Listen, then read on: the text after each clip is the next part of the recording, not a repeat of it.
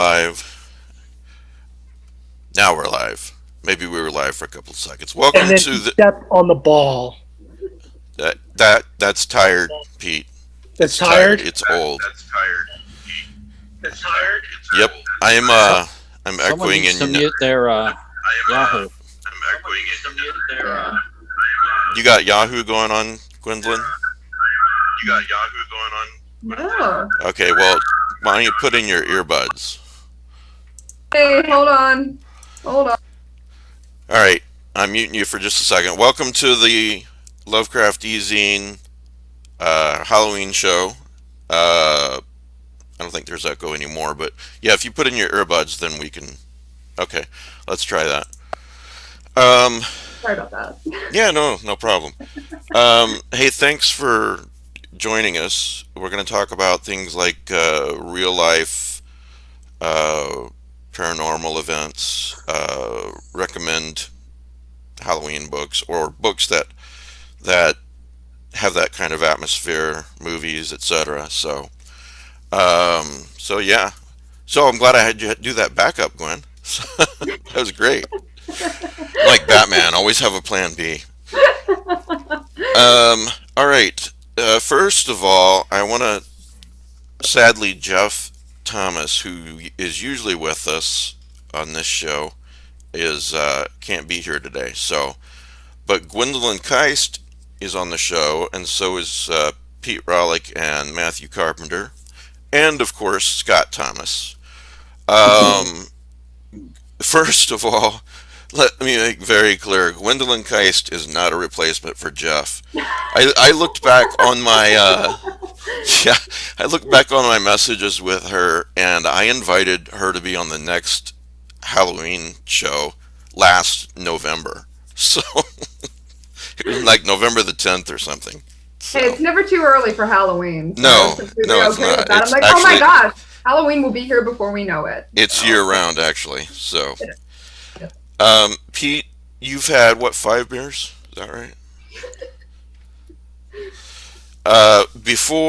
Before you get to 8, I want to start off with Pete Rollick's paranormal bridge experience. If he says Are we nothing gonna else, You the gonna whole do time. introductions? Yeah, you gotta I do guess it. we could do introductions. I'm Mike Davis. Pete. I'm Pete Rollick, writer. I watch bad movies, so you don't have to. Yeah, you watch a lot of bad movies. I do. I watch a crap load of bad movies. Scott, introduce yourself. Sorry? You want to introduce yourself real Oh, quick? yes. It's Scott Thomas, the author of The Sea of Ash. All right. Yeah. And many other books. Over the Darkening Fields is one that's pretty awesome. Gwendolyn. Hi, I'm Gwendolyn Keist. I'm the author of The Rust Maidens, and I was also responsible for that bad reverb because I had the YouTube page open, not even thinking that once we went live, then we'd have the echo. Oh yeah. I had to make myself known right away. Like I'm a guest, and you got to kick me out of the house. That's all right. You corrected it. Okay, Matt. Hi, I have the prize today. My name is Yes. Matt Carpenter, and the prize is your very own copy of this wonderful anthology, Autumn Cthulhu. Edited by Mike Davis, printed by Lovecraft eZine Press. Wonderful anthology. If you want to be the proud winner of said book, all you have to do is send an email to ezineprizes@gmail.com, include Autumn in the subject heading. We would love to hear a Halloween memory, if you care to share, in the body of the text. And I will draw a random winner in about a week or so from the people who enter. All And then I'll just give it to whoever I want. That's a Gmail and not your AOL.com account. Right. That is only reserved for people I like.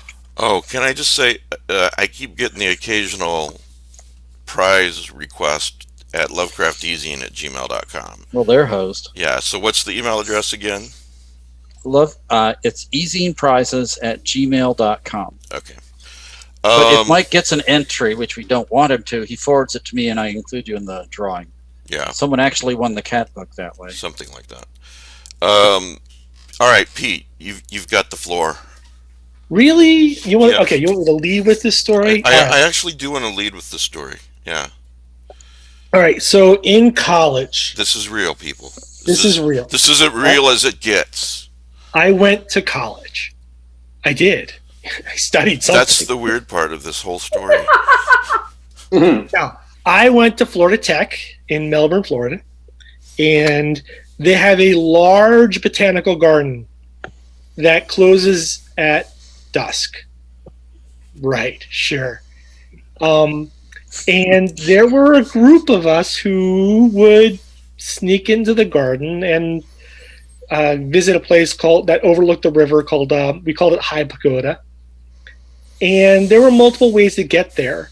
And there was a sort of straightforward way, and then there was this long winding way that went across this sort of swamp that had a bridge over it. And, I had some errands to do, so I left an hour early. I went to drink and smoke, and You did say this was after dark too, right? this was after dark. Okay. And so I took the long winding path, and I should still have gotten there before everybody else. You took the road not taken. I did. And I showed up, and everybody was already there. And they're looking at me really, really strangely, and I'm like, what's going on? And they said, you left hours ago. Why weren't you here already? And you can't have come this way. I'm like, why? And they're like, the bridge is closed. And they're like, no. I'm like, no, it's not. I just came over the bridge. Closed in what way? What was wrong with it? Exactly. The bridge is closed. The bridge is closed. And so I was adamant. I just came over the bridge. I just got here, and like it was like drunken fisticuffs, And so finally I said, look, I'll prove it to you. And we walked back. It was only like a 5-minute walk. We walked back, and we get to the bridge, and the bridge is not closed. The bridge is gone. Oh, Wow. And I look down at my feet, and my feet are bone dry. And I'm like, wait a minute. And so, yeah, I took a path that should have led me right through the swamp, across the bridge that did not exist anymore. They'd taken out all the floorboards, the planks, and were in the middle of replacing them. So the structure's there. There's just nothing to walk on. And I was in no condition to walk across a 2x4. So this is the best story. It's not the only story I have, but it's the best story of something very paranormal happening to me, because it's sort of it's sort of that sort of Caitlin Kiernan Red Tree thing. I'm denying that this happened, and everybody else is coming forward and said, yeah, it happened. Something bizarre happened. And the thing is, it's like a weird fiction story, and It is. that because there's no explanation. It's like a lot of weird fiction stories, I think, could begin with, this is what happened, and I can't explain it. You know? It kind of reminds me of an old story from either creepy or eerie. It's set in the Revolutionary War, when soldiers were trying to cross a wooden bridge, and they were just vanishing. Oh, okay. So it kind of sounds Where like did they that. go? One made it back and said it was another world, and that's where it ended. Right. It being a 4-page creepy cartoon. So yeah, this is the best story I have to relate on this subject of crossing bridges that weren't there. It is a very good story. So wild. All right, someday I'll write it down and I'll spruce it up. But yeah, right now the whole point is more important than the telling. Someday I'll figure out how to tell it and make it. like I said, it's one of those things that happens to you that you just can't explain, and you'll never be able to explain. Gwendolyn, do you have anything you want to share along those lines? I don't know that I have a ghost bridge story. I wish I did. That's a great. I know, it's awesome, It's right? a good idea. It's a great story for to put into a story. Yeah, it is. It is. Oh, I've been trying to think about this, and I was even asking my husband, I'm like, have I ever told you anything? Because a lot of weird things always seem to happen to me, and I'm just very blasé about it. I was saying to Mike yesterday, like, I was walking, I went this week to the George A. Romero archives opening here in Pittsburgh, because they're opening a big archives, a horror studies program, and I'm walking, like, past a park, and there's this big statue. And, like, I'm walking past it, and then I kind of look, and it looks like it like turns, and it's like it got these gold eyes, and it's right at dusk, so it's right at that time when your eyes can play tricks on you. And then I'm still looking at it, and it just like stops looking like that, and I'm like, I don't have time for you, demon statue. I've got to get somewhere. And I just kept walking, and I didn't even think to like tell my husband till like the next day. I'm like, oh, you know, something really weird happened. And he's like, how do you bury a lead like that? Like that should have been the first thing you told me when you got home. I'm like, I just forgot. This is weird. Like, you know. So literally yesterday you said, "Not today, Satan." Yeah, basically. I'm like, listen, I've got to get to this event. Like, I'm sorry. You're going to have to pick a better time. That's great. There's no scheduling for the apocalypse today. Today. Just say no to demons. Gwendolyn, anything else, or do you want me to move on to Scott? Move on to Scott. I might think of something, though. Okay, I know Scott has at least a couple of really good ones. He lived in a haunted house, for one thing. So yeah, you've got the floor, sir. Alrighty. I lived in a house built in 1775 by a very rich tanner named Benjamin Reed. Beautiful place. Very all the colonial woodwork was intact. 7 fireplaces, only one of them working, sadly. But there was quite a few weird episodes. Twice, a ghostly cat could be felt jumping on the bed, making a little circle to get comfy. And I'd feel that, I'd look. We had one cat. Our cat would be walking into the room at that time. And another time I felt... Wait a sec. Wait. That happened and you stayed? Yes. I'd be like, the hell, I'm out of here. I love cats, Matt. Get the ghost. Another time, I felt the cat jump on the bed, walk a little circle, lie down, and I looked. Our cat was on the bed, sound asleep already. And another time, I was in my writing study, and I heard a cat purring in there. And again, my cat wasn't anywhere to be seen. That house was really cool. You'd hear walking downstairs in the kitchen, and just like somebody was actually walking. You smell lilacs in the middle of winter in the kitchen, and you'd smell bread baking very strongly in the kitchen. We weren't baking bread. The doorbell rang. I looked right out the window immediately, no one at the door. And a couple times there were creepy sing-songy voices that we heard, that neither of me and my wife at the time, I said, "Was that you?" She said, "No." She had left the room, and I heard this, like, I don't even know what it said, but it had a weird song-like quality to it. The most dramatic episode was the back area of the second floor had at one time been a ballroom.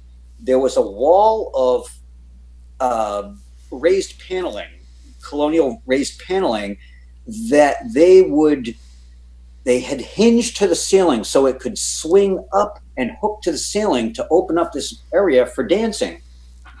Well, they had used in modern times part of that swing up wall to create a bathroom. So my wife is in there, and she calls me in. I go racing in, and it's the 4th of July, actually. And she doesn't tell me why she called me in. But she sounded very urgent. So I go in there, and I'm standing there, and I listen. I go, "Holy moly, fife and drum," I said, "fife and drum." We could hear the sound of fife and drum emanating from this upper corner of the bathroom. And I thought, well, is it somebody playing fife and drum because it's the 4th of July? But we weren't close to any houses that would have accounted for that. So that was the most dramatic episode. And And strangely, my wife at that time was related to a woman named Bathsheba Spooner, the last woman hanged in Massachusetts. Apparently, she had conspired with some British soldiers after the Revolution to murder her husband. So Nancy was related to that woman. One day, these little old ladies show up at our door, and it turns out every year they come back to Mass to do genealogical research. And it turns out one of the ladies was also related to the Spooner family. At any rate, when I answered the door, she goes, "So how do you like living in the so and so house?" It was the name of an uncle she had who lived there many years ago. And I said, "Well, great." And she goes, or should I say the ghost house? And I said, "No." Turns out the place was famous for being haunted, and we didn't know it. Wow. So very cool. There's other stuff to a door. The realtor forgot to mention it, huh? Yeah. You know, I didn't know I was going to ask this, but Scott and Gwendolyn and Pete, since you guys have told these stories, to me it kind of begs the question, do you guys believe in the paranormal? I think I know what Pete's gonna say, but I don't. You never know. Scott, what about you? Do you believe in the paranormal? I'm very skeptical, and sorry, I just plugged in my phone is going to die. I'm very skeptical when I hear stories, and the concept, it seems like it shouldn't be a reality, but I've had so many experiences in my life that can't be explained, things that are witnessed by multiple people, and so I have to reconcile it to myself by saying, we used to believe the world was flat. There's a lot we don't understand, so I don't know how else to explain some of the things I've experienced at that place, in a haunted factory, and on I could go. Yeah. So what you're saying is you're keeping an open mind about it, basically. Yes, I pretty much have to acknowledge that these are real events, and there's no way that we can scientifically explain them at this time, but it certainly seems to suggest there's actual hauntings. Right. What about you, Gwendolyn? What do you think? I'm kind of at the same place. I have the idea that I also believe there's no really supernatural. There's only natural that we can't explain. There's just things that we don't have the knowledge for, the technology, or the ability to be able to. Excuse me, I'm sorry to interrupt you, but that is so well. That's exactly the way that I feel. There is no supernatural. There's just natural that we can't explain, or there's natural that we can explain. So I'm sorry. Go on.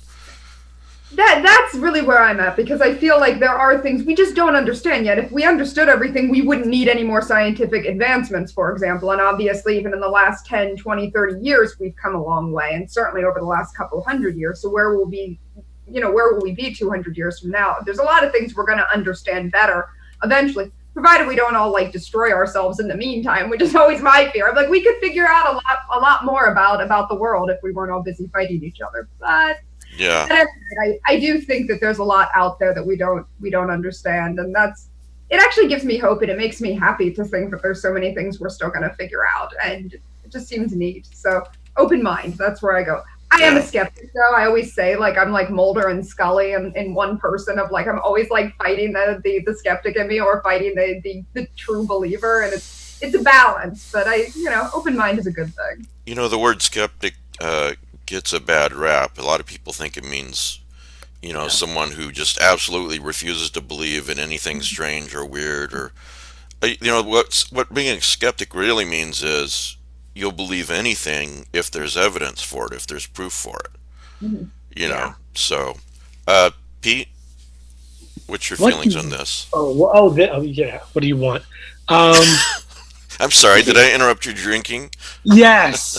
Sunday night is my night to drink, damn it. Sunday is the drinking night. All right.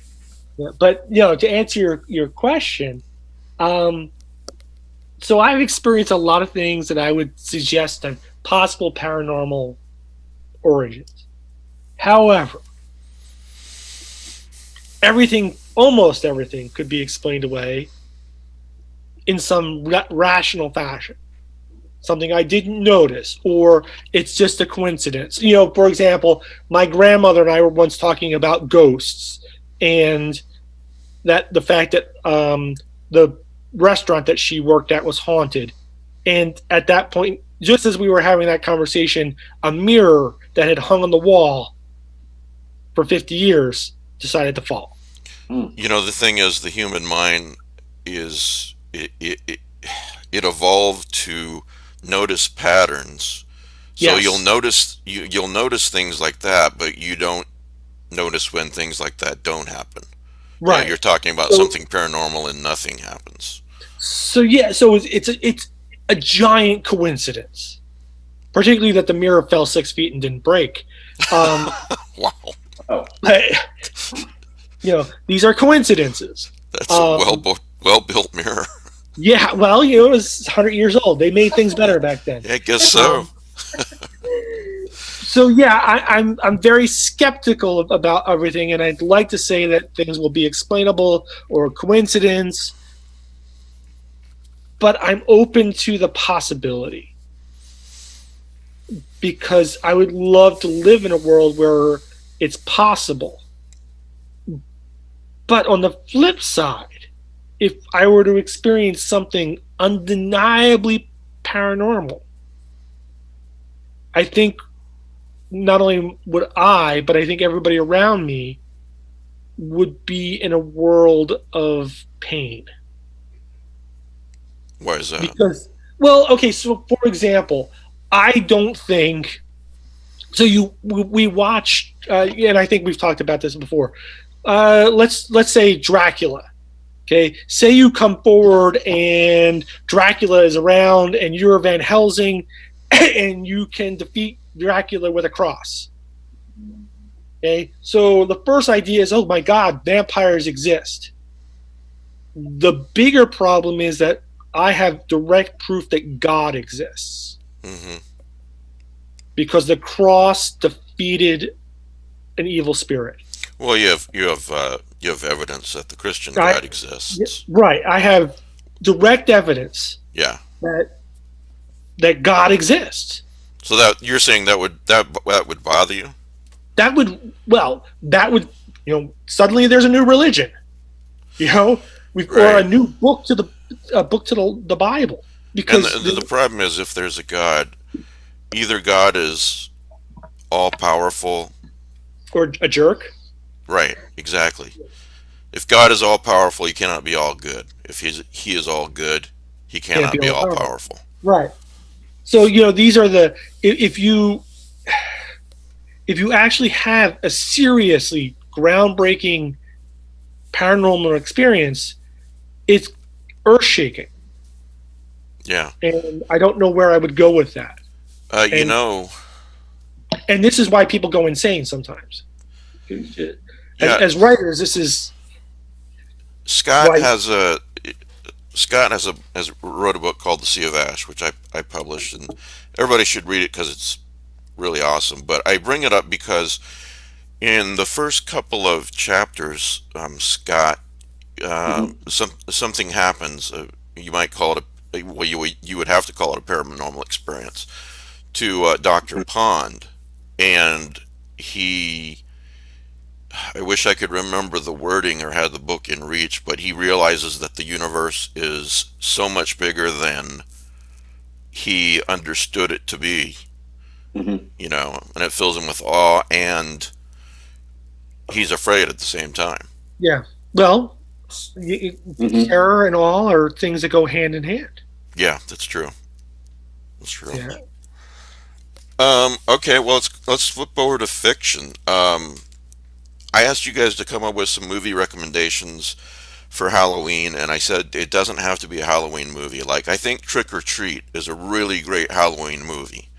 But there are also other movies that carry that sort of, I don't know, Halloween atmosphere, you might want to say. Mm-hmm. An example is What Lies Beneath. Has nothing to do with Halloween, but it's it's one that you could watch on Halloween for sure. You know, it has that. It evokes that. Something wicked this way comes. Yeah, something wicked this way comes. Exactly. That's a great. I love that movie. Yeah, it's on my list too. So, why don't we start with Gwendolyn? Gwendolyn, do you have a few movies you want to throw out there? I want to throw out The Monster Club from 1981 with Vincent Price and John Carradine. I love that one. It's kind of campy, but I still love it. And I think for me, why it feels so much like Halloween is it is like an anthology movie, and so there's several different sections, and each one one deals with a vampire, and they deal with ghouls, and so and of course there's the eponymous Monster Club, and it just feels like all these creatures gathering together, and it feels like how if there were monsters, I feel like this is how they would celebrate Halloween. What's the name again? Because I haven't seen this. The Monster Club. Okay. I believe it's based on some stories by R. Chetwynd Hayes. Yes, it is. Yeah. And of course, Pete, you've seen it because you've seen everything. Oh, the Shadmock. Oh, that breaks my heart every time. Oh my gosh, I like the last one best. The third of the like little shorts is like about like these ghouls that come out of a cemetery, and that's my favorite. But the first one is, that one's so sad. It always makes me cry. Even though he's kind of. So great to hear about something that I haven't heard of. Thank you. I'm going to look this up. And I think John, the artist John Bolton, did an adaptation of it. Okay. Oh, really? John Bolton's House of Horror or something like that. So I think I had to dig it up. But yes. So what else you got to throw at us, Gwendolyn? What I was thinking of, and I don't really have a good reason necessarily why I would say Halloween, but I've been thinking about it lately. Daughters of Darkness from the 70s. And I think part of it's because it takes place in this hotel. It's a vampire movie. It takes place in this hotel. It's more winter, but it's almost got that kind of feeling at the end of fall where, all the trees have died. And it's, you know that it's Technicolor, but it looks Technicolor. It might be Technicolor. And so the reds really pop. So it just has that feeling of autumn to me somehow. And I just also love it. And I'll always like to give a shout out to it.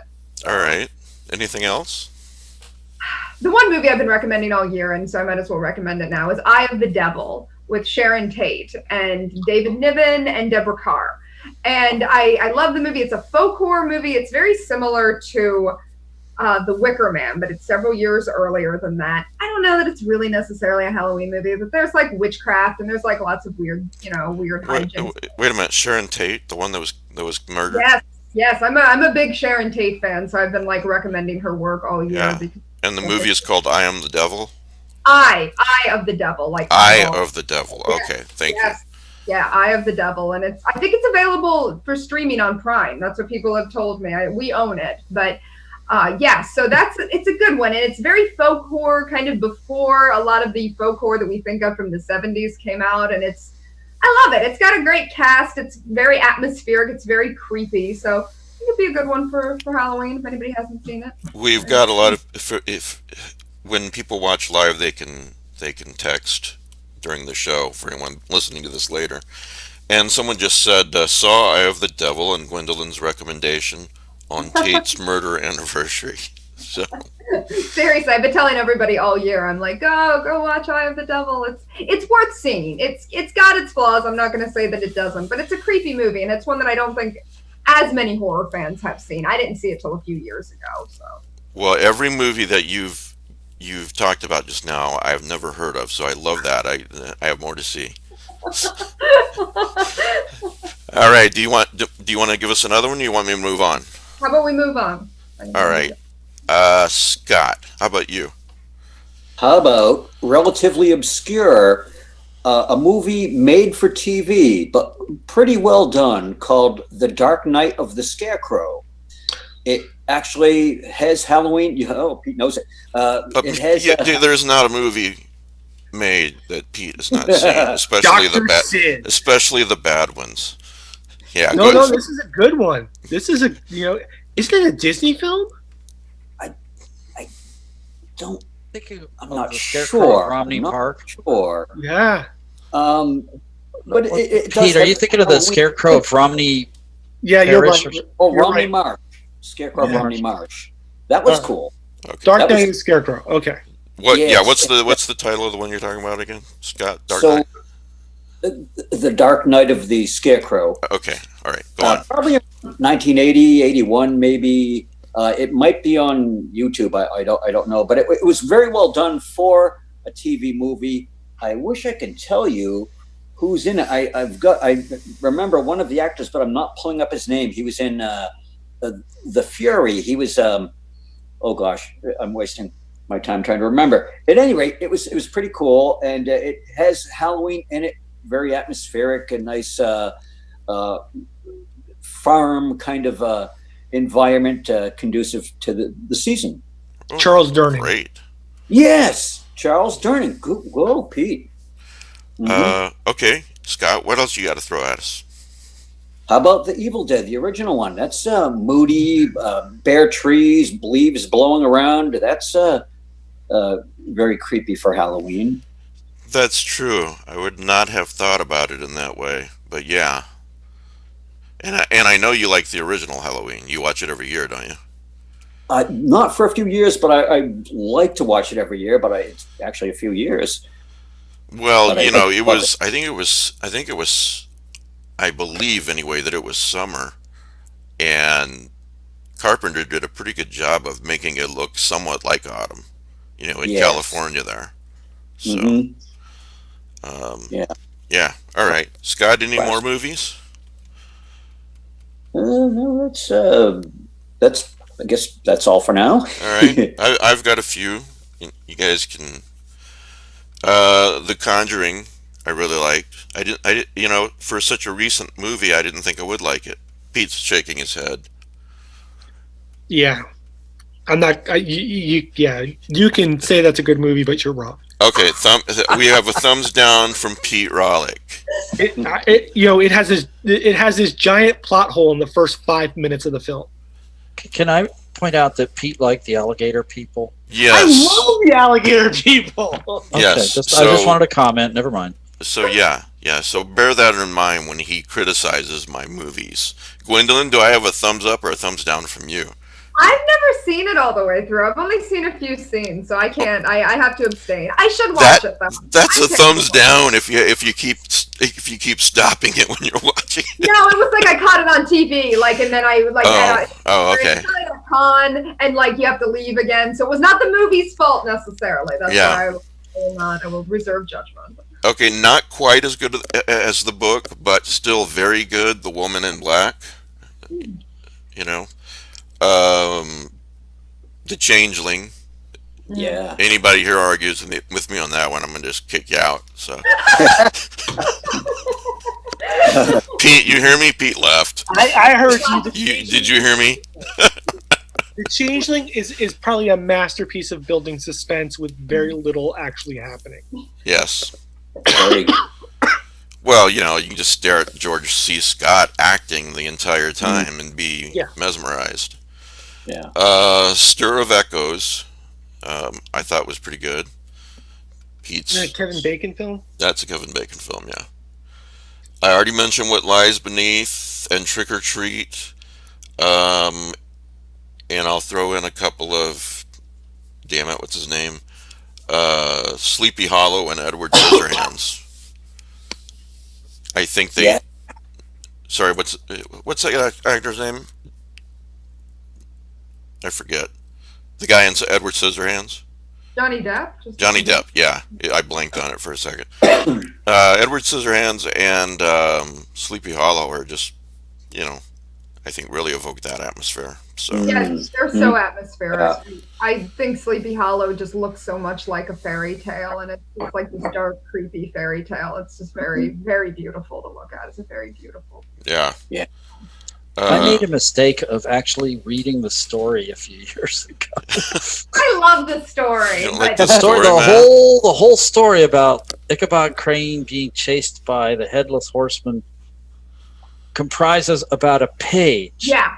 Of this entire long thing about this guy pining after a woman he can't have, them all making racist remarks, and very boring politics of the village. And by the time I got to the payoff, it's like, oh my God, I'd rather watch the Disney cartoon. All right.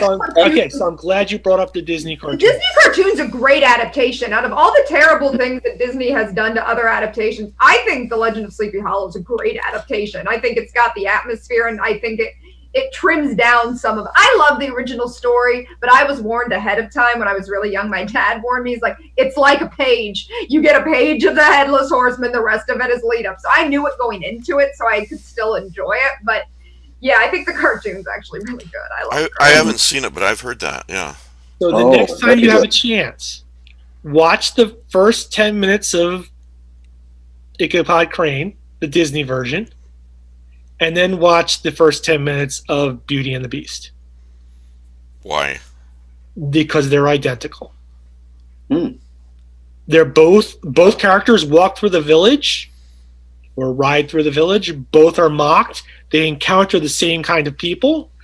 It is as if Disney reached back and just excised Ichabod Crane and put Belle in her place. Well, I will also say on that same note, if you look at Katrina Von Tassel in Legend of Sleepy Hollow, she looks just like Cinderella, only like an early version. If you actually look at her, I think it's the same animators, and they just like updated her a little bit, and she's basically Cinderella. And so it's really odd when you're like, oh, okay, this is so. I guess they're allowed to do that. It is their own property. And how many times do we cannibalize our own works? Yeah. To do something else? Yeah. I mean, why not cannibalize characters or character development when it's time to repurpose it? Because animation is when you're hand drawing everything's expensive. So. Bear in mind that I'm only asking right now about movies, because we'll get to TV in a little bit. But Matt, before we move on, are there any movies you want to throw out there? Well, a lot of them have been mentioned already. My favorite Halloween movie is Something Wicked This Way Comes. Oh, yeah. I also think The Wicker Man, even though it's set in spring, I think it has a very Halloween feel for me. The mysteriousness of it, the way everyone is acting all creepy, the glimpses of costumes, and the rural setting has a very Halloween kind of feel for me. But for me, going back to one of my favorite memories from when I was, 4, my dad took me and my two brothers to a triple feature at the local theater near our house, and they showed Frankenstein, Dracula, and I think the Wolfman, the old Universal movies. And that was like the first time I saw any of those, and it just had a great impact for me. I've been a Universal Monster fan ever since. So for me, those 3 movies, it's like if kids are coming to trick or treat, I might put Halloween up on the TV. I might put Dracula up on the TV or something like that. All right. Let's. Whoa! What am I, chopped liver? Didn't I ask you? No. It's okay. You do watch a lot of bad movies. I'm sorry. I legitimately passed you over accidentally. So go ahead. Yeah. All right. So I already mentioned, something with too many beers. Something Wicked This Way Come. I think to bookmark that movie, I would always watch The 7 Faces of Dr. Lao. As it has that same kind of feel of strangers coming to town and bringing change. Yeah. And morality lessons. As a kind of movie from my childhood, John Carpenter's The Fog. I have to absolutely disagree. I have to absolutely agree with that. And if Kelly Young is watching this or listening to this now or later, Kelly doesn't think The Fog is a good movie. He's totally wrong. So throw that out. scared of the fog as a kid. Like I watched it, I was probably too young. I was like 6 or 7 when I watched it for the first time, and I'd never even seen fog. It never got foggy where we were. I was so scared of that movie, and I wake up that night, and it's like we're on the second floor of an apartment, and there's just fog rolling at my windows, and I'm just like screaming. And my mom, I can still like remember, she was like almost exasperated with the weather. Like, why tonight? Like we never have fog. Why tonight when she's so terrified already? So I always remember that. That's great. Terrible time. I mean, I was so scared. I mean, it's funny now, right? But you know, it's set in the Pacific Northwest, and they're all bundled up for the winter, or they're celebrating their founding festival. It's not set in the Pacific Northwest. It's set in California. All right, well, It's got the feel, though. It does. Is it in California? I actually didn't know that. I couldn't have said where it was. I was I think he's right. I can't remember. I often confuse it with Humanoids from the Deep, but which has the same sort of setting, but yeah, and they're very different movies. And then, of all the recent spate of demonic horror films that have come out in the last few years, The Conjuring, all whatever else, the whole slew of the Paranormal Activity. The one that's a dark horse that has just creeped me out completely is Sinister, which is about a guy who wrote a best-selling book about a serial killer who moves his family to a new town to write a new book about a serial killer and does not tell them that they've moved into the house. None of this is a spoiler, I assume. Yeah. Okay. And it starts, surprisingly, it starts Ethan Hawke. So. Oh, wait a minute! I've seen this. That's a very good movie. Yes, it scares it creeps the hell out of me. Yeah. Because I'm watching it and I'm like, this doesn't make any sense. This doesn't make any sense. This only makes sense if it's like this. And of course, the writer could not. Oh crap! That's exactly what the writer did. And yeah, so I figured it out, but that didn't give me any comfort. And that's not good. Yeah. Yeah. So, but yeah, Sinister is, and there's a Sinister 2. Don't, just don't. All right. It's like Die Hard stops at Die Hard. Sinister stops at Sinister. Well, wait a minute. Die Hard It's like 2 Dune, is Dune pretty stops good. at Dune. Good luck with that. This is not a Halloween thing, but Die Hard 2 is pretty good. The airport one, right? That was good. All right, you disagree. Making lots of bad movie decisions. I'm sensing that you disagree. All right. Do you have any other movies, Pete? Okay, so Scream and Scream 4. No, Scream and Scream 2. Scream 2 and Scream 3 are completely superfluous. They do not play at all into Scream 4.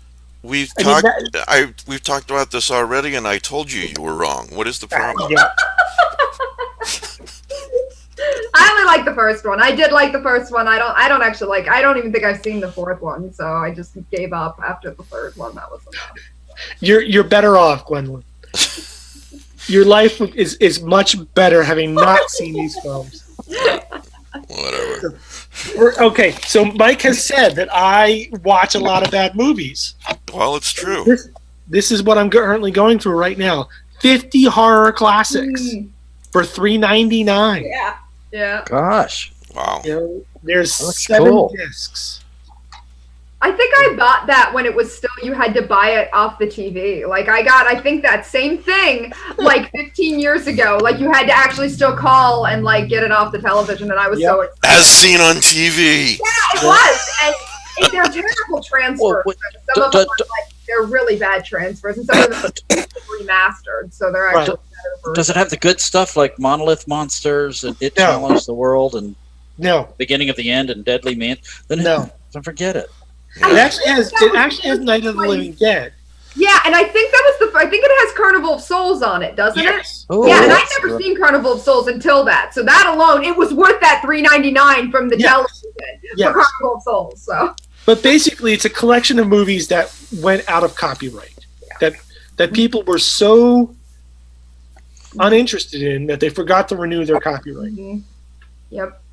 How about the Killer Shrews? Ah, I haven't seen the Killer Shrews in years. I liked it as a kid. I though. did like the. Does it? Isn't? There's a guy from who from Star Trek is in Killer Shrews?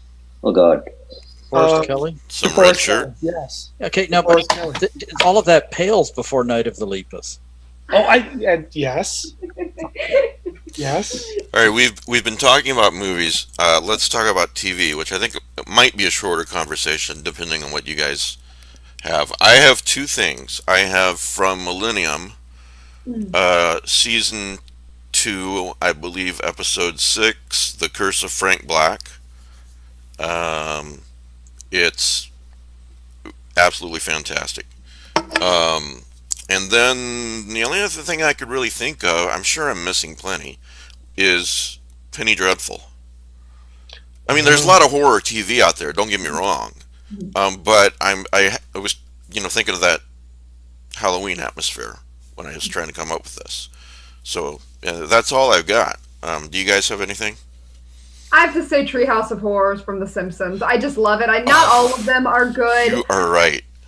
I love them. I love especially like the early ones and when they did the Raven from Poe. It's so beautiful. Homer Simpson's trembling in that. It's silly, but it's really fun. I like some of their parodies with that and using the show, and so I love it. I was actually just thinking this year, I'm like, I've got to stream the episode because they usually have it available for free on the website briefly. So I'm like, got to get to it. Well, they need to put it out, just all the Halloween episodes in order. Yeah. Okay, now, I think I saw at one point they did a marathon like that on something, but we don't have like even much streaming here, so I'm like, that'd be great though. But, Yeah. Okay, there was a TV show I really liked. It's already been mentioned. Remember, I watched this. It was more than 50 years ago when I was really young. It was The Scarecrow of Romney Marsh. And the reason it has resonance for me is when I watched it, we were living in this kind of, my parents were very young. I had 3 brothers at the time. More of the swarm was to come. And we always would watch The Wonderful World of Disney on the weekend. And one time they showed it 3 weekends in a row on Sunday was The Scarecrow of Romney Marsh. And okay, I always had thought it was set in America, but it's set in England, and there is a person who is fighting for justice for the common man, and they dress up with these creepy masks and ride against the British soldiers. And we actually kind of dressed up as those characters for Halloween that year. I had 2 older brothers. There's me. There were 3 characters, so we each got to be one of the Scarecrow crew. And it's just everything is happening in darkness. They're sneaking around haystacks and barns and the countryside. This is a TV show, not a movie? It's a TV show, but they've put it together, the 3 episodes. I think it was Dr. Sim. Was that right? Dr. Sin. Sin. S-Y-N. Okay, so you might be able to find it. I was able to watch it, I think, on YouTube about 2 years ago, which was the first time I'd seen it in 55 years or something ridiculous. But to me, it was evocative because of the costumes that the characters wore and the way they were sneaking around, and it was dark with all the farm fields and everything that they were riding through. That, for me, was very evocative. Yes. I think it's great that someone your age can remember that far back. I remember it too. Any other TV shows anybody wants to mention before we move on to books? There was a fun episode of The Middle, a very Halloween episode, but there was the made-for-TV Halloween special, The Pumpkin Who Couldn't Smile. No anyone knows is familiar or wouldn't smile, but that's kind of old. I like some of the imagery in it, creepy old dark houses and with the jack-o'-lanterns in the windows, and it was kind of funny as well. Yeah. Anybody else? Yeah, I got 3. All right. Actually, multiples, but all right. So the first 2 are from Buffy. Oh, of course, yeah. There's the Halloween episode of Buffy where everybody becomes their their costumes. Right. It's just fun, you know. Then there is the haunted house episode of Halloween for Buffy, where Which has possibly the single greatest moment in 7 seasons of Buffy, where Willow explains what she is dressed as, Joan of Arc, and she's like something something, and she had a close personal relationship with God, and Xander goes to Oz. So what are you coming as? And he goes like this, and he goes, "Hello, my name is God." Yes, but I think the best part of that episode is when Anya shows up in the most frightening costume she could think of. A bunny. A bunny. Yeah. Which just resonates with me because horror is personal. Horror is personal and cultural. Yeah. And so when I get freaked out, so when I was a kid, I scratched my cornea. Oh. So now anything that has to do with eyes, The crawling eye. yeah. So there's and then of course, if you really want to be scared of a Buffy episode, the Silent Gentleman. Mm-hmm. Oh, sure. Yeah, that is really evocative. That hits me for Halloween really hard because they literally go from house to house looking for kids. Yeah, so it's kind of like trick or treat. I never thought about that. That's true. That's a great one. That's just a fantastic one. Yeah. And then I'm going to switch gears from Buffy to Doctor Who. So people will talk about the first the reboot, the first episode with the kid and the gas mask, and are you my mummy? And that's pretty scary. Yeah. And then they'll talk about the Don't Blink episode, where with the Weeping Angels. That's the one that if you know someone who hasn't watched any episodes of Doctor Who, you can show them that episode and basically explain in a sentence who Doctor Who is and say, now watch this. Right. And actually that is one episode that really just highlights the possibility of and the horror of time travel. Yeah. There's the 2-part episode Silence in the Library. And the Dr. Moon, where the pages for the library have been harvested from a single planet, and there are parasites in the paper that eat people. I thought it was the shadows. Well, yeah, but that's where the shadows came from. Oh, really? Yeah, they were in the paper. Yeah, that's extremely scary. For my money, though, I can't think of the name of the episode. Maybe you can, Pete. Is the one with, man, I'm bad on names tonight. The older guy. Okay. The after Matt. Oh, Capaldi? Yeah, Capaldi, thanks. The Capaldi episode where it's filmed as, you know what? If you don't know which one it is, I'm not describing it very well. So there's two. There's the I can think of. There's the Vampires of Venice, but the one that I always liked is the Family of Blood, and this hits really home for Halloween. It's aliens possessing scarecrows.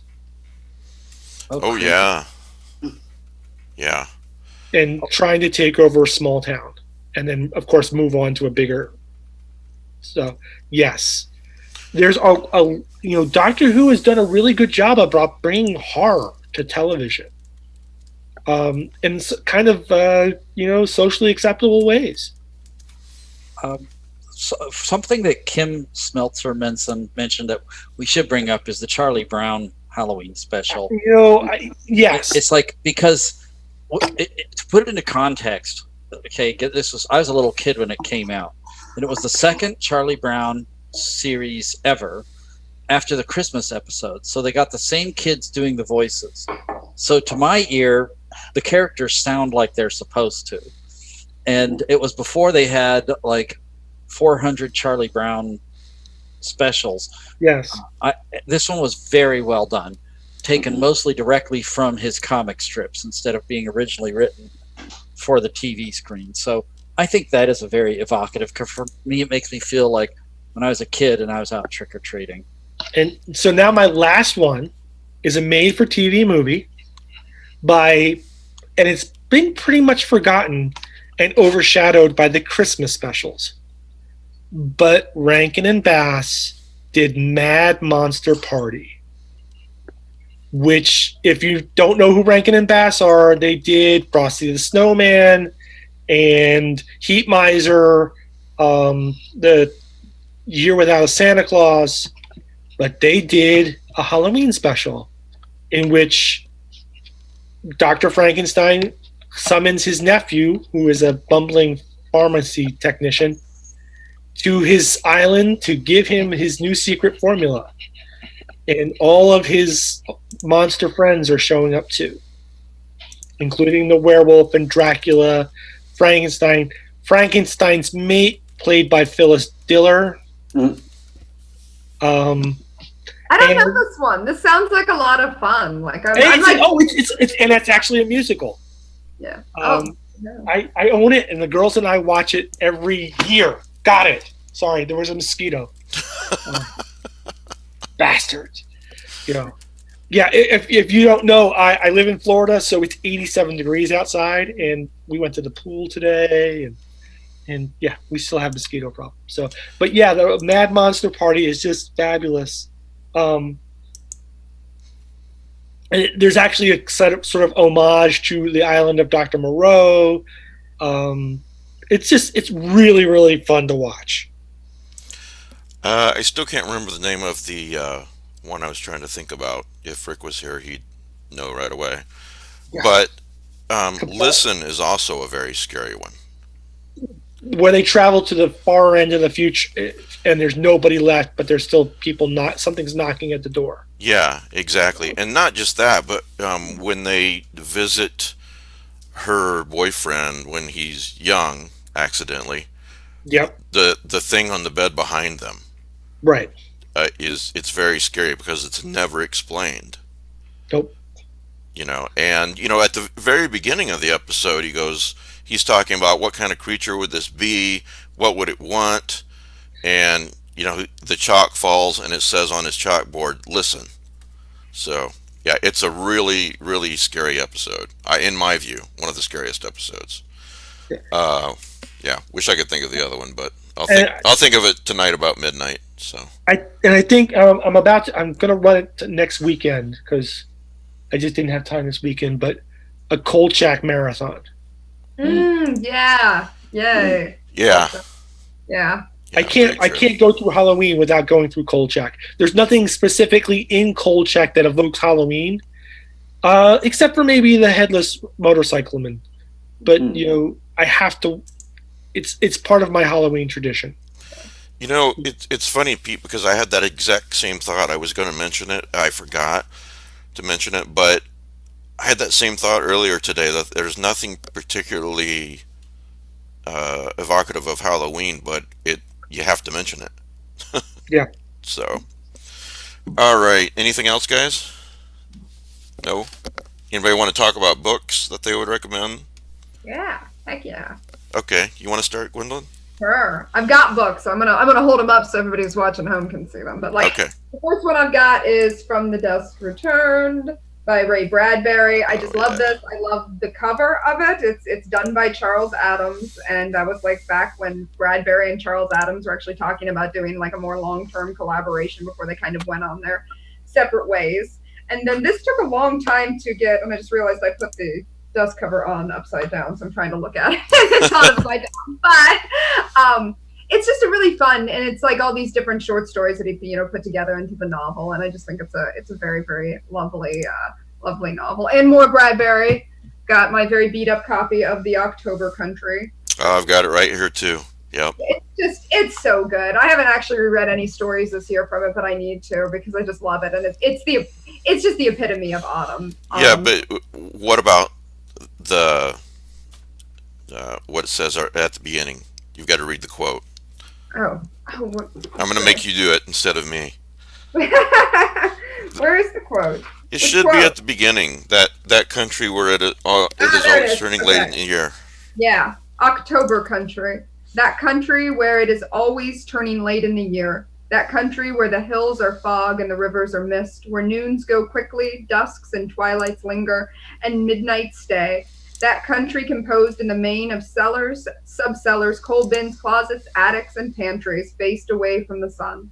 That country whose people are autumn people, thinking only autumn thoughts, whose people passing at night on the empty walk sound like rain. You can't do any better than that. Brad, I No. feel like Bradbury's like done it all at this point. Yeah. But one of my recommendations is anything written by Ray Bradbury. Yeah. What else do you want to hold up and recommend? I do. I have two more. These are like art books. So speaking of Charles Adams, there is My Crowd from Charles Adams, which just has, I mean, I consider it still literature, even though it's more artwork, but I love these, and I love the artwork. I love all of the family. This also has a lot of just the creepy like little one-offs that he did that are just like disturbing. And I always feel like they go together because in my head they went together. Charles Adams and Edward Gorey. Here's Amphigory, our very beat up copy. I loved Amphigory. Gosh, when I was in second grade, I got a copy of The Wuggly Ump as my scholastic book. And you talk about, that's actually a horror story. And I'm like I don't know, 7 or 8 years old. I'm reading this. It's like, this isn't going like I think it's supposed to be going. It's true. Like it's like the Ghastly Crumb Tinies are so scary. They're horrifying, and yet it's kind of a kid's book. And a lot of his stuff are kind of for kids, but they're kind of not. And I love it though. And it's just I grew up with it. I grew up with that mystery intro from PBS, and it makes me very happy. And so I always feel like, again, Charles Adams and Edward Gorey, a lot of their stuff isn't necessarily about fall or Halloween, but they just have that feel. They have that atmosphere. And I'm always I was glad, even though I don't think it was the greatest movie ever, I saw the new Addams Family, and I thought it was fun because it looked very much like the New Yorker cartoon. So that was neat. Came out, right around Halloween because they're very Halloween. So. Scott, what about you? You want to recommend some books? I am holding a book. It's a book of artwork by Erin S. Wells. She's a wonderful artist. She illustrated 2 of my collections. It's a lot of atmospheric. Oh wow, October. That's great. Halloween sort of. I don't know if you can see that, but her artwork is amazing. She did the cover art and illustrations for my book Quill and Candle and my book Urn and Willow. Scary Stories. Alvin Schwartz. Yeah. You folks would all know that. That's a pretty seasonally appropriate sort of mood. Yeah. Very much so. Those scared me as a kid. I was so afraid of those. Like, now I'm saying this, I was like afraid of everything as a kid. I still loved horror, but I was afraid of all of it. But those illustrations in particular and Scary Stories were disturbing. Fun. Anything else, Scott? In terms of entire books, I always like to mention my brother Jeffrey's Halloween story, The Yellow House. It's a tradition with me to read that. It's in several anthologies, at least a couple, but it's just really, really evokes Halloween beautifully. Yeah, it does. I've read it several times. Well, I'm also gonna call this out then. Autumn Cthulhu. I know we're giving away a copy, but that's a great Halloween book as well. So I mean, and I'm not just saying that because I'm on this show. I really love that book. So that's a great one. So I will definitely give that one a shout out. All right, thank you. One of these You know days what I love about that book? that you're in it. Well, no, but so the story that I wrote for that is actually a story that I made up on the spot for my son's lit class when he was in junior high school. And I thought there would be no place they would ever be able to sell this story, because it just didn't make any sense, except as a sort of fall Lovecraftian story. You know, I was trying to invoke both ideas, and it's like, this is completely unmarketable. And then, like 5 years later, Mike comes out with this idea of cosmic horror tied with Halloween stories. Well, that's not the whole story, though.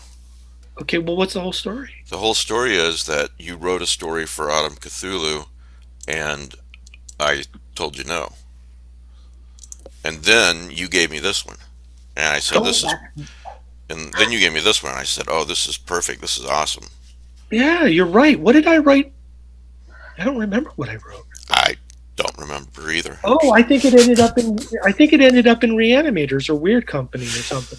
Yeah. Yeah. I love it. You two are friends, but you still rejected his story. That's Yeah. Oh. You're like, it did not work. I am sorry. So I rejected Joe Pulver's first story too. So Wendell, what you don't know is that he rejected a story that I wrote not once, not twice, but 3 times. I did. And yeah. And then when Matt Carpenter did a guest edit, Matt took it. So no comment. Yeah. When the cat's away. That's right. Well, no, but here's if we're gonna, sometimes the story does not fit what you're trying to do with an anthology or an issue. Absolutely. Mm-hmm. And it doesn't matter how good the story is. That's true. And I had to learn this the hard way when I edited a piece and had to like look at this one story and say, I really like this story, but it doesn't mesh with all the other stories that I've selected. Mm-hmm. And you have to break someone's heart. So yeah. Yeah. Thanks, Gwendolyn. I appreciate that. And on that note of someone else here in the podcast, Scott Thomas, almost I would say everything he writes is very evocative of autumn and that Halloween atmosphere. Sea of Ash, certainly. His series, someone mentioned Midnight in New England, is a great autumn book. I mean, what a great title, right? Midnight in New England. Mm-hmm. You've got some really, really great stories in Over the Darkening Fields. Thank you. I mean, there's a lot of them. And give me a shout if there's something especially evocative of autumn that I'm missing. But yeah, read Scott Thomas. Can I just Thank say, you. Yes. you need to go buy the collection Westermead. That's brilliant, and I think of it as very evocative of this time of the year. Even though that's not the point of it, that's how I feel about it. Thank you.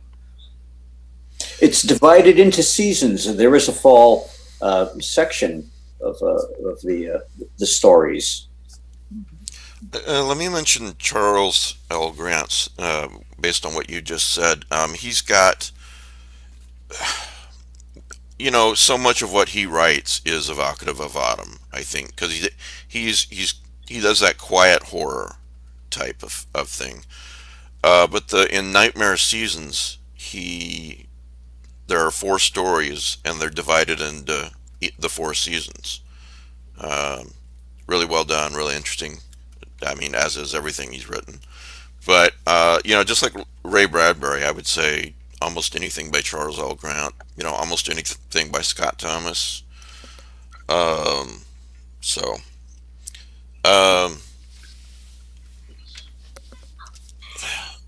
a couple more if you guys don't mind. The Man in the Picture. Has anybody read this? That guy. I haven't. It's by Susan Hill, Okay. and it's very, very creepy. The Man in the Picture. She's the one who wrote The Woman in Black. Yeah. So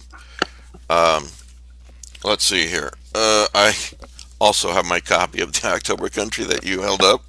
Speaking of Ray Bradbury, I gotta Yes. say again, we said about the movie, but the prose for Something Wicked This Way Comes, for me, evokes autumn so well. Mhm. Yeah, it does. A Night in the Lonesome October, of course, by Rogers Zelazny, um, is a lot of people. They take this book and they in October they read one chapter a day. It's kind of a tradition. So here's a book called The Night Country by Stuart Onan. Uh, the start of this book is one of the, next to Ray Bradbury, one of the best beginnings of any autumn Halloween type book. Um, I won't bore you guys with reading it, but I highly recommend this book. Um, and another one is a collection by John Connolly called Nocturnes. Very, very good short stories. The movie, uh, The New Daughter, is based on a story out of this book. So, did you like The New Daughter, Pete? The movie? I like the new Dawn of the movie. I'm Yeah, looking me at too. your book and I'm realizing that I need you. Is that your copy or is that just a copy? No, this is my copy of the book. All right. I might send you a better one if I can Oh. find it. I'll take a better one. Why, is it signed or something? Apparently, the British edition was remaindered massively, and they were all signed. Oh, yeah, I'll take it. And I think I got. Thanks, buddy. I think I got a couple somewhere. I kept one for myself, but I might have one, laying around for you. You think? Don't get my hopes up. Well, okay. So I'm here's kidding. I'm kidding. here's the story. I told my friend Sal that he could have my copy of A Night in Lonesome October because I had 2 copies. And so I gave him my copy. And now I can't find my copy. So yeah. I will look to see if I have a copy that I can send you.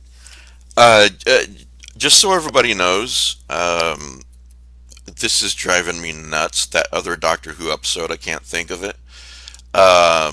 Sometimes due to the illness I have, my brain blinks out on stuff. So I wish I could think of it. It's very scary, but I can't. But Mr.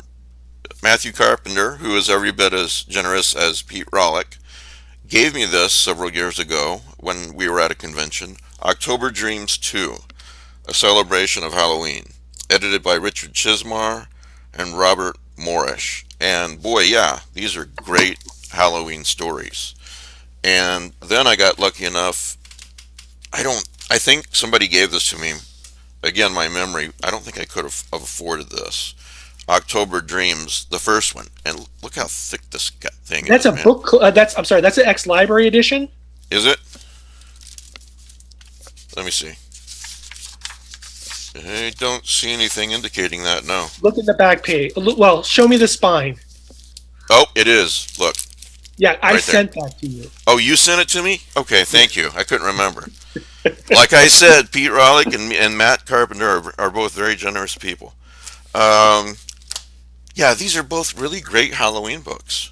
So, So there is. It's not another volume in that, but there's a similar volume called What October Brings, and it is a collection of Lovecraftian Halloween stories, like Autumn Cthulhu.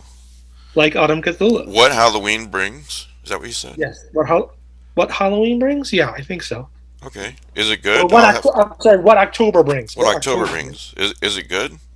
It's pretty good. I liked it. I did not get an invite to it, but Okay. I'll have to I can't get invited to everything. pick that up. Yeah, What October Brings. I'll check that out. Let's see if there's anything here that I didn't mention. No, I would just say anything by. This is obvious. Anything by Edgar Allan Poe as well, and I was going to mention Turn of the Screw by Henry James. So Yes. yeah. So you ready? I got one for you. All right. This is slowly becoming it wasn't written as a Halloween book, but it's slowly becoming a new Halloween classic. Coraline. Oh yeah. Yeah. No, you're not wrong. It's it is seeping into that October genre of films that they're going to show. And I think Freeform is showing it like 3 times a day, every day this month. So yeah, I'm gonna have to reread it and rewatch it. My wife told me that the movie scared her. I said it's that movie is damn creepy. uh well, I stupidly said before I saw it, it's a cartoon. Yeah, But yeah, it sounds like it's pretty scary, pretty creepy. yeah. So, okay. Anything else? I Any have other one books? more. All right. Octoberland, edited by Jack Fisher, an anthology. Octoberland. Octoberland. I have a tail in it. Octoberland collection. Love that cover. Anthology. That's a nice. Yeah, cover. cool. Yeah. Yeah, it's cool. Scott, could you please hold up just for a second and mention that artist's name that you mentioned a couple of minutes ago? Sure.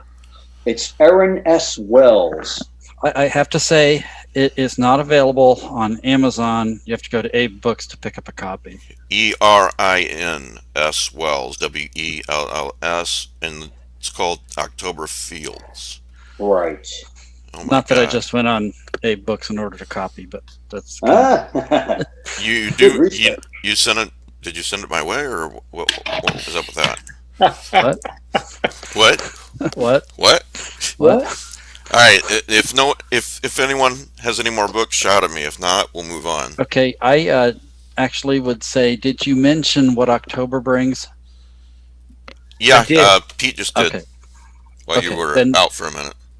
I was actually, well, you have to go at twilight if you want to do photographs of your holiday lights, like my Halloween lights. You can't do it at night. You have to do it at twilight, right at twilight. That way you can see everything and the lights still glow. Oh And my this is God! the only time I this thought whole for a week- second you were mentioning the book Twilight, and I was gonna. No, yeah, well, Twilight's a great book. I'm on Team Edward, just so you know. Oh my God! No, I Anyway, don't need to know that. This was the only time this week I was home at this time to run out and take those pictures. So now I think I got pictures of my Halloween lights. Oh, okay. That's where you went. As long as it was Halloween related, then that's fine. We failed to mention the Halloween tree, Ray Bradbury. Yes, I have it right over here, actually. Yeah, we did. Yeah. Yeah. Scott, how about a couple of audios that you think people should listen to for Halloween? Well, my favorite is the classic, The House in Cypress Canyon, old radio show. Amazing. But I've discovered some new treats. There's an old radio show called The Price of Fear, in which Vincent Price plays himself in these creepy stories. Yeah, I love that series. Oh, you know of it? Oh, cool. Oh, I know of it. The only episodes in that series that I do not like are the ones that he's not in playing himself. I didn't know about it. I just found that recently. There's a podcast called Bedtime Stories, and it's Excuse me real quick before you move on. Vincent Price, I'm sorry, Scott. I think one of the creepier episodes is in that The Price of Fear is Fish. I don't know if you've listened to that one yet or not, but it's pretty creepy. I've only heard one so far, Yeah. but I'm definitely intrigued. But Yeah, so but go on. Yeah. But also, I played recently an album. I wish I could tell you the title. Vincent Price Reading Stories, and they're really, really well written. It was on YouTube. I wish I'd grabbed the title for you. But there's the podcast Bedtime Stories. They talk about true cases, weird murders, ghostly, you name it, all types of weird topics, and it's pretty well done. And they speculate on whether something, they'll give each side something. If it's haunting, they'll they'll tell you why it might not be real and why it might be real. And there are cool illustrations that they show, but it's mostly audio, something to listen to. So those are some recent discoveries of mine for the ears. Of course, you'll know about this, Scott. The house in Cypress Canyon, old time radio from Suspense, is very, very creepy. I'll mention just a couple others, 3 or 4 others. The Shadow People from the Hall of Fantasy is another creepy one. Quiet Please was a really great series. A lot of creepy episodes. 2 of the creepy ones are called Northern Lights, and the other one is There Are Shadows Here. And again, the name of the series is Quiet Please. And The Porch Light from Nightfall. Have you heard that one, Scott? I did. You turned me on to that. Very good. Did I? Okay. Yeah. That's a pretty scary one, isn't it? Yeah, and the Shadow People too. Yeah. And then lastly, just an audio reading, but has a lot of actors doing the reading, is a reading of Dracula that's on Audible. And it's got Tim Curry, Alan Cumming, and a bunch of other people. And it is a reading of the book. It's not an audio drama, but it's a really neat way to experience that book again. So, yeah. Anybody else? Any audios by anybody else? I knew Scott and I would probably be the music, but I love listening to horror film scores this time of year. I've been listening to It Follows, which I think is so creepy and kind of like, it feels nostalgic, like for the 80s, but it's really kind of very modern. So I love that one. Plus a great movie. I have problems with it. I have a lot of problems, but I do like it. I just rewatched it, and I'm like, I have exactly the same problem. Sometimes I'll reassess it, but I'm like, no, I'm at the same place. I do like it, and I'm glad I've seen it. But I'm like, but I love the score for it a lot. And then I always love to give a shout out to Warren Zevon, because I listen to Warren Zevon so much, and it's the Excitable Boy album and Werewolves of London, and I grew up on Warren Zevon's music, and it's so creepy. It's like horror music, and I love the Excitable Boy album, and so I'm always like, that was the first thing when you said audio. I'm thinking we're probably supposed to be doing like more radio shows. When I think audio at Halloween, I always think Warren Zevon. No, but that's a really good point too, and I'm glad you brought this up. Especially like apps like Spotify, they pretty much got everything, and I like to listen to those soundtracks too.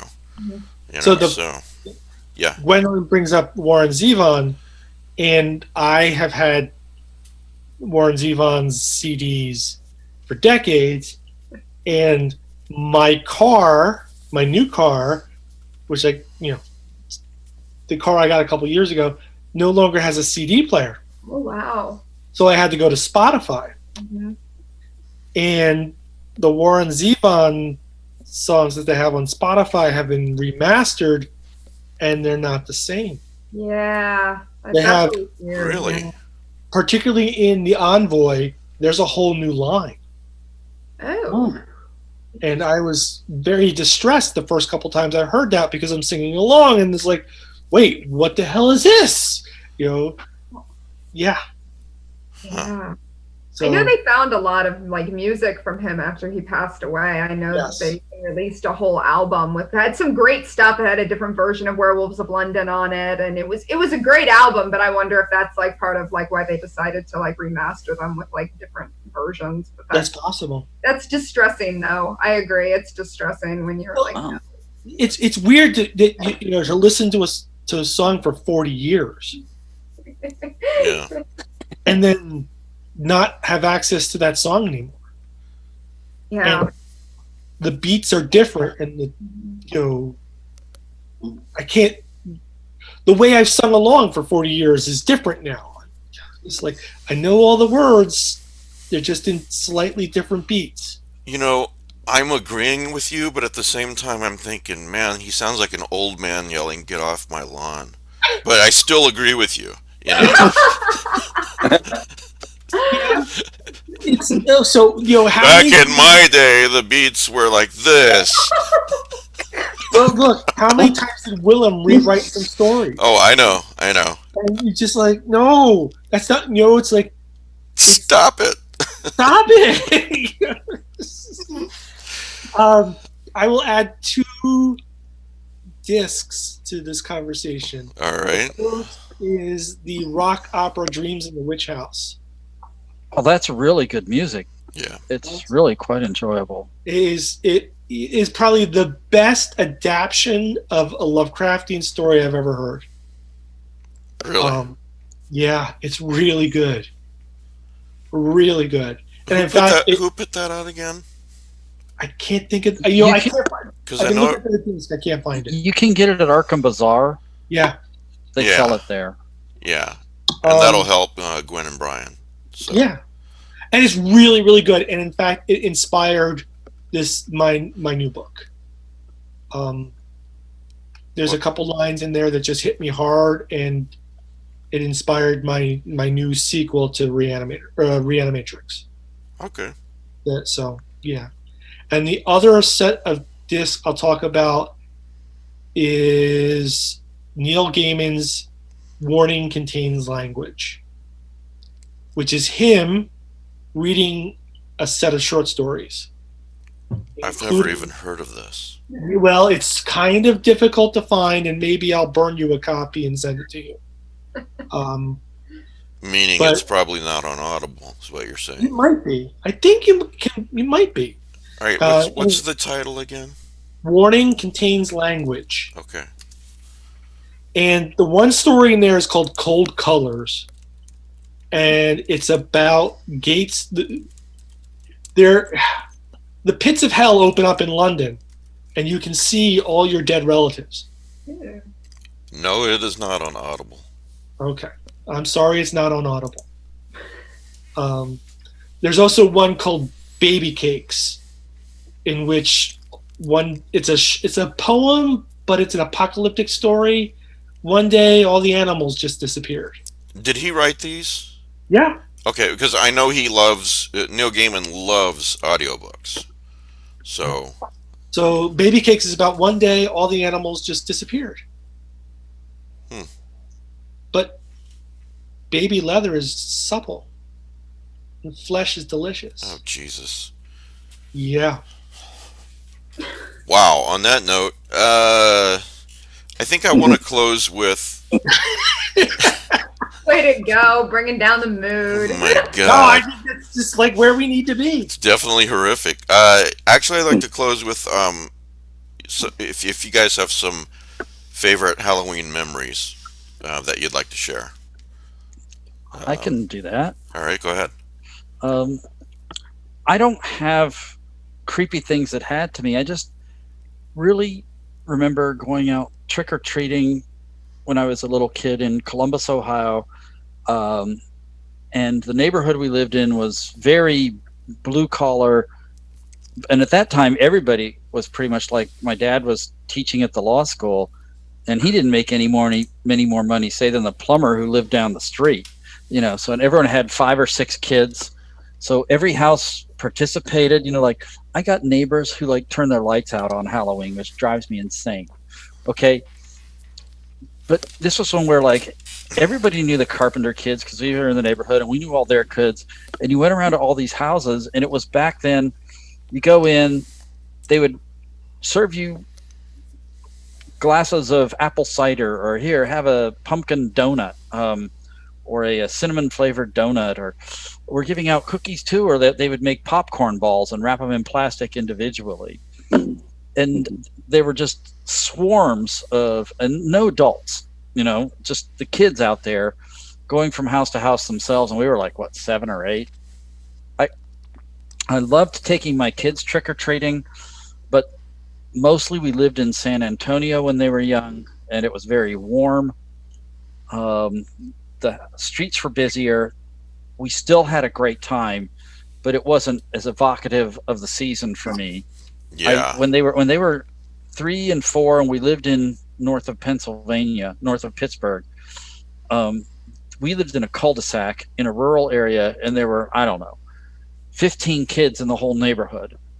And the way that we did it was all the kids started at the top of the neighborhood as a group.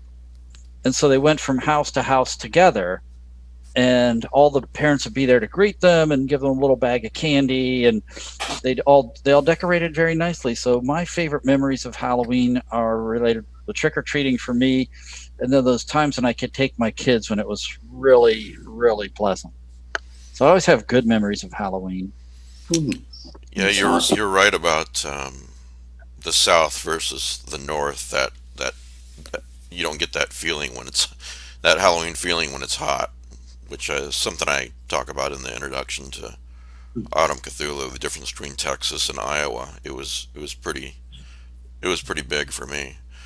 Scott, you got some Halloween memories you want to share? I have one. It occurred to me today, Mike, and it's one I haven't talked about before here. It isn't on Halloween night exactly, but it was around Halloween time. So it's about, there's no great punchline to this, but it's amusing. There was, I used to work second shift at a factory, and I'd get out around midnight. And so I get out at midnight, and I'm driving my 10-speed bike home, and I hear this voice, this weird, creepy voice going on behind me on the road. And here comes this car and a loudspeaker, a voice. Now, I had long hair at the time, down to my shoulders, so they're seeing me from behind on this bike. And this voice is going, "You there, little girl on the bike." And I'm like, what the? And here comes this car with these young guys in it, this big old 70s, boat of a car. And on the roof is a scarecrow. It's a big lit up jack-o'-lantern head. And they're playing a creepy story over the loudspeaker and like saying things, like, "You there." And so I'm like, oh my God. And on the way home, I see them pull up outside this bar I lived down the street from it. They pull up and they park right outside the bar with the headlights, beaming into the bar, and this spooky story playing, something about "That's the night my hair turned white." And later on, I tracked down, it came into my hands, the album they were playing. It's called Famous Ghost Stories with Sound Effects, and you can find it on YouTube. I was listening to it recently, and it reminded me of that. I went, oh my God, that's the album those guys were playing. They were driving around my hometown with a scarecrow up on the car and the lit up face, and parking outside buildings to freak people out with it. But they were having fun, It was good Halloween season fun. Yeah, that's great. Pete, you want to share anything? Yeah. So every year, my family really got into Halloween. Like, my dad would save the batteries from flash packs and use them to power special effects in the yard. When so like kids would walk up the driveway and there would be little explosions. And one year we built a coffin, and I was in the coffin, and I would come out. That's great. We strung a spider web between the house and the telephone pole, and had a giant spider. And the day we were doing it, the telephone pole people came out to do line work, and they were like, "Are you upset?" And they're like, "No, it's fine. It's Halloween. Just take it down when you're done." But so we were like, everybody would come and look at our house, and like other houses in the neighborhood would try to compete. My dad was an engineer, so you couldn't compete with my dad. He would do everything. And so this is where it gets kind of freaky. The one house that would try to compete with my dad was across the street, and like 2 doors down, and their yard backed up to the giant park that we used as a playground and that we had to walk through to get to our bus stop. And the week before Halloween, I'm walking through. All of us are walking through the park, the playground, and there's a mannequin on against the fence, just sitting there. Oh. And it's dressed really well, and it just sits there. And it's it's there, and it's like, okay, you're trying to up the game, right? You've gone from just decorating your yard, now you're decorating the playground. And so, it's you're up in the game. And I was in probably junior high. And, Halloween comes and goes, and the mannequin is still there. And everybody's just taking it's like November 3rd, and everybody's taking down their decorations, and the mannequin is still there. And then one day we come back from school on the bus, and the mannequin is gone. It's like, okay, somebody probably picked it up. No, it wasn't a mannequin. You're kidding. Somebody had really sat down by the fence and died. Oh. You are kidding. I am not kidding. Oh, that's awful. Oh. And we walked past that person for 2 weeks. And because it was they bring down a party. Yeah, and because it was Halloween. And it's cold. It's Pennsylvania. Yeah. In October. I was going to say, how did they not notice? But if it was cold enough, I guess you wouldn't have all the markers of it. You're in Pittsburgh, right? Yeah. I'm outside Philadelphia. Yeah. So, decay is a little slower. Well, not to mention the fact that it's around Halloween, so you kind of expect it. Yeah, you expect things like that. Right. Sheesh. Wow. So. Yeah, that's a Halloween memory, all right. Yeah. So I think it's like it's the best trick ever, right? Because you passed off a real dead body as a Halloween ornament. Who was this person, and how did they die? It was, I never found out. It was just some person who apparently just got tired and sat down by the side of by the fence and took a nap and died. An older person, or did it was an older person? Yeah. Not in their 50s. Oh, not that old. Not that old, but I was 16 at the time. Yeah, so that's old at 16, but that's my old God. at 16. Yeah. Right? So it's not, and it was a woman, and she wasn't homeless, but she wasn't exactly well kept either. So it was sort of. She had gone off her medication, and she just wandered to someplace and sat down and died. Wow, what a story! Yeah. So, but that is sort of like, if you want to know why I write horror, Halloween was a really great thing that I really, really enjoyed. Mm. But masked inside it is this little bit of terror. Yeah. And isn't that the best horror? Not for that person, obviously. Not for that person, but that's where we learn our craft, right? Yeah.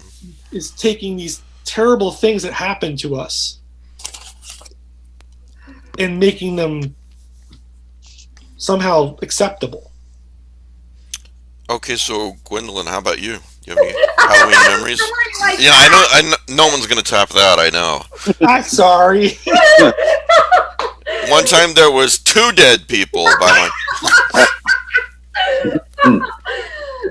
So I was going to say that, like Pete, this is the only thing that's like his story is that my parents are also, especially my dad, is very into Halloween. My parents got married on Halloween, and I always like to say they got married on Halloween back in the early '80s before everybody was doing it. I always add that, like they have some hipster street cred that they did it like a long time ago, but.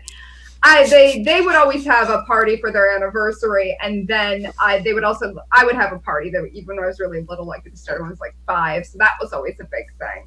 But as I was sitting here and as we're talking through it, a memory that came back that is like a favorite is one time my parents were always volunteering places, and one of the things that my dad did one year was he has a lot of Halloween decorations. He loves Universal monsters and Frankenstein, so there's a lot of mad scientist equipment. So we went to this public library that they were doing this haunted house walkthrough for everyone, and we set up in one of the rooms as part of this haunted house. And he set up the slab, and he was like the Dr. Frankenstein, and I was like the body being reanimated. But I guess because I'm so pale and I had like all this very like strong makeup on, people actually thought I was a mannequin. And so whenever I would lay there, if I would just start to move, like I could get people to scream just with the fact that I was there. And it was funny because then like the next week, like they had like a picture in like the local paper of it, and I really did. I was laying there, I really did look like a dead body. So that's the nicer story of the mannequin dead body. So Oh, wow. we'll switch that. So that was really fun, especially at a public library, and I've always loved libraries, so that was a really fun memory from Halloween. Yeah, Pete's like, follow that, lady. I know, right? I didn't mean to do that. I got it. Mine's nice. Oh, wow. And Mike, you thought I was going to go with the story about the guy who was soft, right? I don't even remember that story. Oh, okay. Never mind. So, I don't have any from my youth, but I've always had a great time when my son was little, up in Iowa, taking him around to trick or treat. It was just, it's one of those things. It's like Christmas. You see how much your kid enjoys it, and that adds to your enjoyment. So, he was so excited about trick or treating, and there was some cold October nights, but we always did it. So, the really funny thing about Des Moines, where I'm from, is that they celebrate Halloween. Everybody trick or treats on October the 30th, not the 31st, and I've never understood why. I don't know. Yeah, I don't know. But it's just absolutely nobody trick or treats on October 31st. Wow. They do it on the 30th. So in a way, it's kind of neat because you get 2 days of Halloween. So yeah. All right. Anything else? Anybody else want to close up with? Any other memories, books, anything else? Don't be one of those kind of people who turn off your light at Halloween. Have a bag of candy for the kids. Advice for Matt Carpenter. Yeah, it's my neighbor. From It's like Matt Carpenter. When he first moved in, like we moved into our house Halloween on 2011. That's when we moved into this house, and a new neighbor just moved in like a year ago, and I said, "Oh, he had some little kids. What are your kids going to be for Halloween?" And he said to me, "We don't do Halloween." So what is wrong with you? I got a 12-foot inflatable pumpkin head, and I put it on our property line. So standing right by his house. Doing Halloween now. Danielle just mentioned in the chat that Logan, I love Buffy and Angel, as you know, Pete, and Logan went as Angel one time when he was 6 or 7. It was really cute. And then we took Danielle when we moved to Texas, to the Thrillvania haunted, I don't know, park, whatever you want to call it.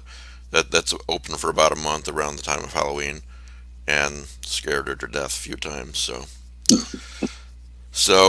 and one guy chased her. It was great. She didn't think it was great, but Logan and I thought it was funny. So, all right, guys. Well, thank you for being here and talking about Halloween with me. And I hope we've given the listeners a good time and some great book and movie recommendations. Oh, yes. Prize, thanks, remember, Matt. The prize. If you want Autumn Cthulhu, an email to eZinePrizes@gmail.com and put Autumn in the message heading. If you want to include a Halloween story, I'll share them all with Mike, and he might mention them later. Yeah, Halloween memory share on the show later. That's nothing wrong with that. So, all right, guys, thanks for being here. Everyone, thanks for watching, and we will see you next time. Thank you.